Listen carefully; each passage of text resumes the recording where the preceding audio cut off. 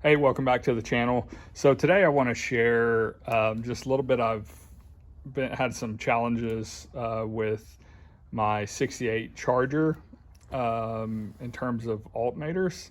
And so I want to share a few things. Before you buy a rebuilt alternator, um, you should maybe consider having yours rebuilt versus going to the parts store and just buying one and exchanging it. I'll explain a little bit why and then what I did to hopefully solve the problem. So first, let's start with what my problem has been. So this was the voltage regulator that was on the car originally. When I got the car, it was burnt out. So I just went ahead and replaced it with a newer style. This has the resistors on back. This is internally is a solid state, and I burn out two of those solid state ones. In the meantime, I also switched alternators and didn't have much change. So two different alternators burn out two different ones. So let me share a little bit about the different types of alternators, what to look out for, and then what I did to solve my problem. Both these alternators are Remy brand rebuilds. Generally speaking, pretty nice reman units. This one I just took off the car. I put another one on. This is a newer design. Let me spin these so you can see the back. So there's a few different designs. This here is called a round back, and this is called a square back. So that's the two main differences.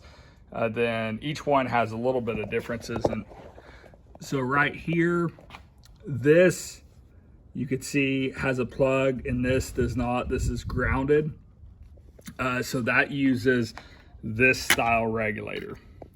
And the way this works is your ignition wire comes in, and then the wire comes out here and feeds to this. As it needs more, your car needs more voltage, it sends power here into this, from here in, and starts charging. This style, the square back, actually has two plugs, and one is actually voltage coming in from your battery or your ignition switch, and then this goes to your box, and I'll show it in the car. It's square, has two wires coming off of it, and both plug in. One plugs in here and one here. So there's also, this is, they call it the revised square back. And the way you could tell, I'll show on the car, if you look right here how wide that stator is and see how small this one looks. Again, it's large, it's just covered up by the housing. So this is the revised model. The pulleys are a little offset. So if you're going to put a revised model on your let's say B body Mopar, you will have to adjust your spacer back here just slightly to make this fit. The other style square back, which I have in the car, is a direct replacement for here.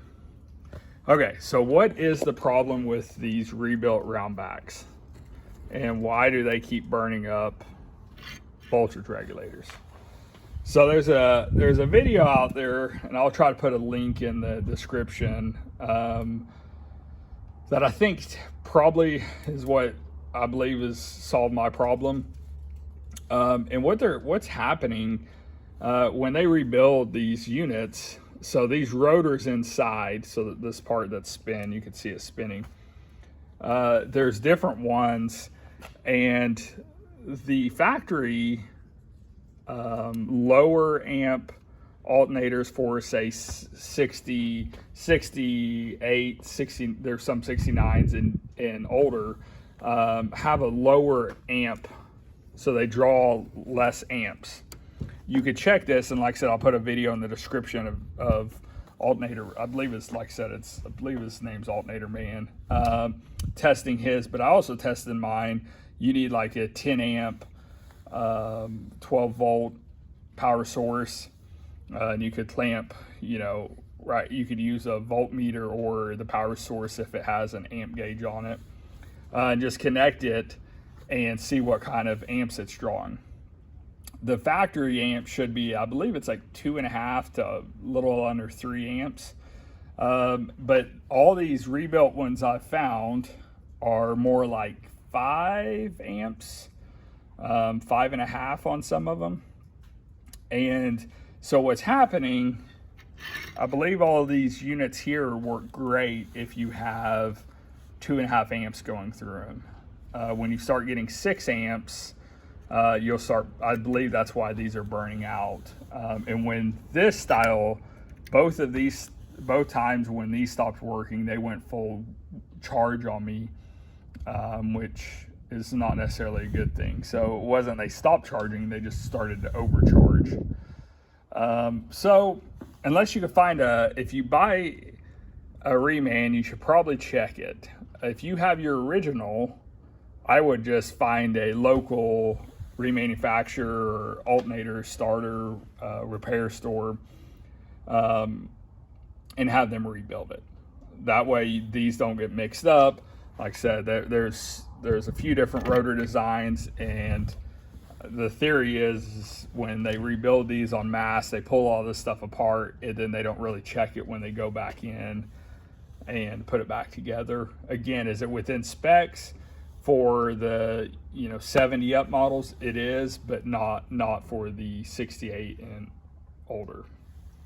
Like I said, I use the square back. Mine on the car, I'll show you in just a minute, is not the small. It's the older style, which has the larger stator, which means I needed to, instead of single wire feeding this voltage regulator, I had to buy a new voltage regulator, and it takes 2 wires.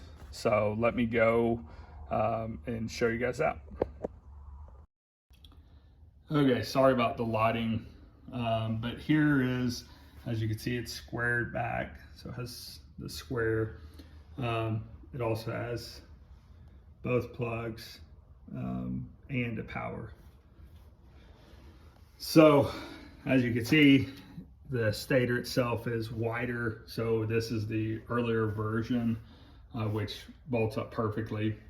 I did have to change the wiring and the voltage regulator. So the B-body originally for the 68 had a voltage regulator right in that area. So I ordered the square one in. The part number for that specific one is C8313. It's supposed to be adjustable.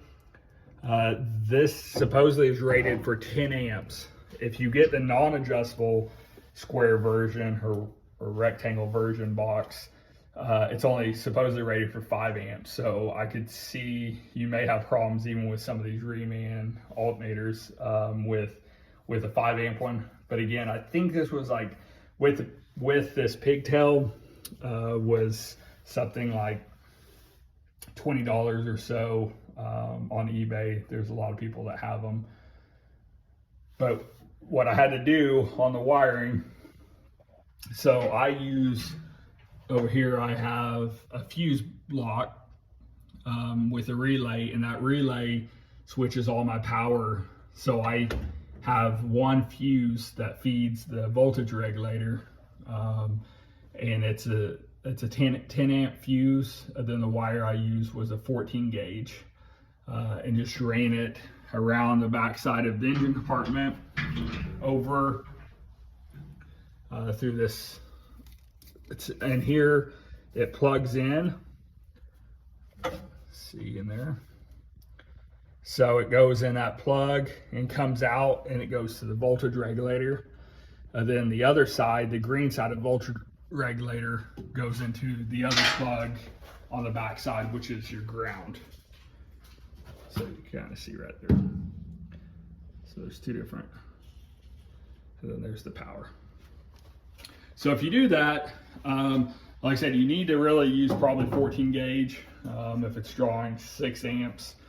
And not have much voltage drop, otherwise you're going to get an overcharging. It's going to sense that the voltage was lower than it is. So I did this. Seems to be working great right now. Make sure, of course, always with the voltage regulator, make sure these are grounded really good. This has actually 3 sheet metal screws that hold it in.